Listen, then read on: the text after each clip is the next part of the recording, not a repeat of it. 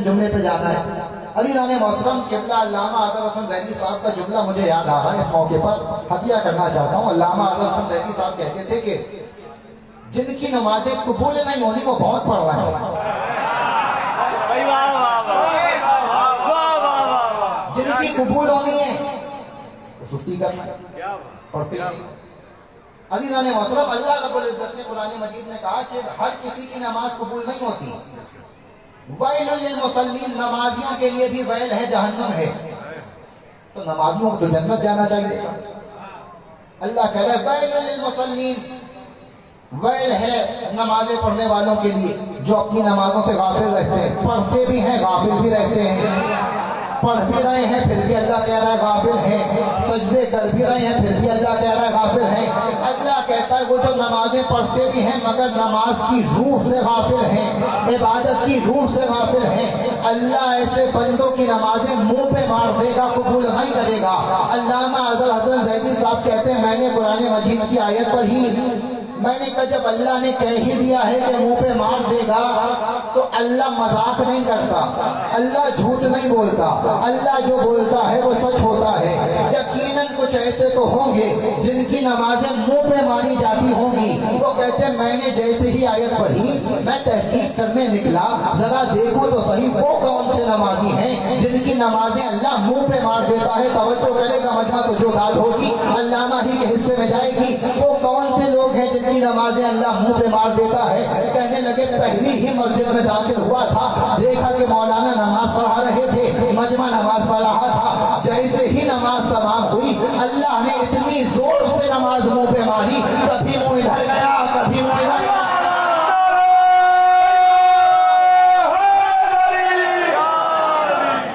جو نمازیں پڑھے نمازوں کی روح سے غافل، نمازوں کی روح سے غافل، روزے رکھے روزوں کی روح سے غافل. اللہ ایسے بندوں کی عبادتوں کو منہ پہ مار دیتا ہے. اچھا بھائی روح عبادت کیا؟ تو میرے نبی نے حدیث بیان فرمائی حب علی ریح العبادۃ، علی کی محبت عبادتوں کی روح ہے. علی کی محبت کے بغیر جو نمازیں پڑھے گا وہ بے جان نمازیں پڑھے گا، وہ مردہ نمازیں پڑھے گا. اس کی عبادتیں ہوں گی تو ضرور مگر بے جان ہوں گی، مردہ ہوں گی، قابل قبول نہیں ہوں گی. یہ بات جن کی سمجھ میں نہیں آئی نا بزرگان تو سمجھ چکے، بچوں کو سمجھا دیتا ہوں. ابھی میں نے مجلس پڑھی ہے، شاہ رخ بھائی آج میرے نصیب سے بیٹھے ہوئے ہیں، مولانا آباد رکھے. تو ابھی مجلس کے بعد یہ خوش ہو جائیں کہ مولانا صاحب اس سال ایام اعظم میں آپ کی 30ویں مجلس سنی اور آپ نے اچھی پڑھی. تو میں خوش ہو گیا. آپ کو آج ایک بکرا دینا چاہتا ہوں گلابی، آپ میری طرف سے تحفہ قبول کریں. اور میں کہوں بھی ماشاءاللہ بہت اچھی بات ہے، آپ نے مجھے تحفہ دیا، اللہ کرے میری زبان مبارک ہو جائے، میں وہ تحفہ قبول کرتا ہوں. اور شاہ رخ بھائی کہیں کہ مولانا صاحب بکرا تو ہے، گلابی بھی ہے، کان بھی لمبے ہیں، بہت اچھا ہے، لیکن بس ایک چھوٹا سا مسئلہ ہے، روح نہیں ہے. اچھا وہ جو علم پہ بیٹھے ہیں نا تسلی سے بیٹھے رہے بھائی، لیکن جملہ سنیں، آپ بھی وہاں سے تائید کریں گے تو مجھے اچھا لگے گا. بھائی بکرا تو ہے بہت اچھا ہے، موٹا تازہ ہے، تقریباً 80 کلو کا ہوگا، مگر روح نہیں ہے. اچھا میں تو خوشی ہو گیا، ظاہر سی بات ہے میں منع کیسے کرتا، میں نے کبھی جیسا بھی ہے مل تو رہا ہے لے لیتے ہیں. لیکن پھر اب طالب علم ایک خیال آیا بھائی حلال کھانا چاہیے حرام نہیں کھانا چاہیے. تو کم سے کم ایک بات پوچھ لوں علماء سے کہ اس کے بارے میں آپ کا کیا خیال ہے. تو میں لے گیا اپنے بڑے بھائیوں کے پاس، میں نے کہا مولانا صاحب آپ بتائیے، مجھے ایک صاحب نے تحفہ دیا ہے، بکرا ہے بہت اچھا بہترین نمونے کا، بس اس میں روح نہیں ہے، مجھے بتائیے میں اس کا کیا کروں. مولانا صاحب نے منہ پھیر دیا، فوراً کہا کہ احمد تمہیں اتنا نہیں معلوم جس میں روح نہ ہو وہ حرام ہوتا ہے، جس میں روح نہ ہو وہ بے جان ہوتا ہے. اچھا میں نے کہا نہیں مولانا صاحب نے کوئی اپنے دل کی بات کر دی ہے، میں نے کھلانے والا نہیں، انہوں نے بتایا نہیں، میں کہیں اور جاتا ہوں شاید میرے مطلب کی بات نکل آئے. میں ان سے بڑے بھائیوں کے پاس گیا، وہاں کے مولانا صاحب سے فتویٰ لیا، بھائی آپ بتائیے اس بکرے میں کیا حکم لگے گا. کہنے لگے حرام ہے چلے جاؤ. میں ہر مفتی ہر عالم ہر فقیہ کے پاس نہیں گیا کہ کوئی اسے حلال کر دے، مگر سب نے کہا کوئی گنجائش نہیں، ارے جس میں روح ہی نہ ہو اسے حلال نہیں کر سکتے. تو میں بھی تو یہی کہنا چاہتا ہوں، آپ کو یہ بات سمجھ میں نہیں آتی، جس میں روح نہ ہو وہ حرام ہوتا ہے. نبی نے کہا عبادتوں کی روح ہے علی کی محبت، نمازیں پڑھو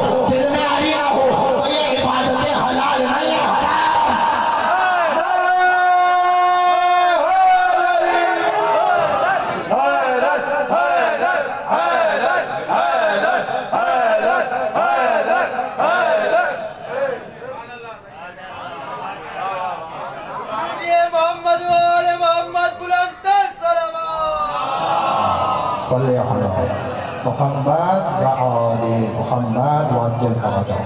تو اب عبادتیں ہونی چاہیے. تو بات جہاں سے چل رہی تھی وہ نقطہ یہ تھا کہ اللہ نے توہین رسالت ایسے مشہور سورہ میں رکھی کہ جس سورے سے مسلمان منہ نہیں پھیر سکتے.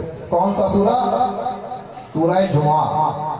ہر جمعے کی نماز میں پڑھنا پڑے گا اور مسلمان کسی سورہ جمعہ نہیں چھوڑتے. 3 جمعے چھوڑنے پہ ایمان سے خارج ہو جانے کی حدیث موجود ہے. تو لہذا اس حدیث پہ بنا رکھتے ہوئے سب جمعے کی نماز پڑھنے چاہتے ہیں. اللہ رب العزت نے ارشاد فرمایا کہ وَإِذَا رَأَوْا تِجَارَةً أَوْ لَهْوًا فَضُّوا إِلَيْهَا وَتَرَكُوكَ قَائِمًا. اے حبیب، یہ آپ کے پیچھے والے جو مصلی پہ کھڑے ہوتے ہیں،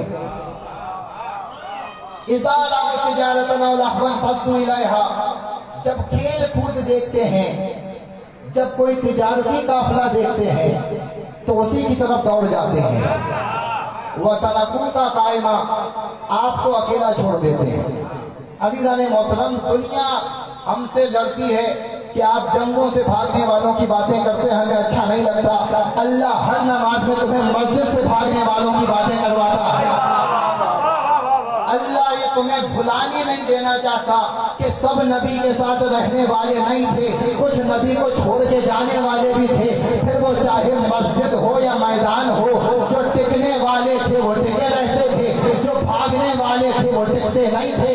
اللہ نے کہا کہ کچھ بندے ایسے ہیں کہ جب کھیل کود دیکھتے ہیں، تجارتی قافلہ دیکھتے ہیں تو وہاں بھاگ جاتے ہیں. اور ہر جمعے کو اللہ یہ آیت اس لیے پڑھواتا ہے کہ مسلمانوں یہ جذبہ پیدا کرنا کہ نبی کو چھوڑ کے مت بھاگنا، نبی کو چھوڑ کے مت بھاگنا. یہ جذبہ ہر مسلمان میں ہونا چاہیے، یہ جذبہ ہر شیعہ میں ہونا چاہیے. بھگوڑوں پہ لعنت کرنے والا ہونا چاہیے، خود بھگوڑا نہیں ہونا چاہیے.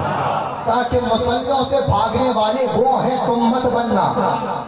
مسجد سے بھاگنے والوں کو اللہ پسند نہیں کرتا، مسلح سے بھاگنے والوں کو اللہ پسند نہیں کرتا. جو داد دے رہے تھے اب چپ ہو رہے ہیں، بولیں تو ابھی بھی بولیں.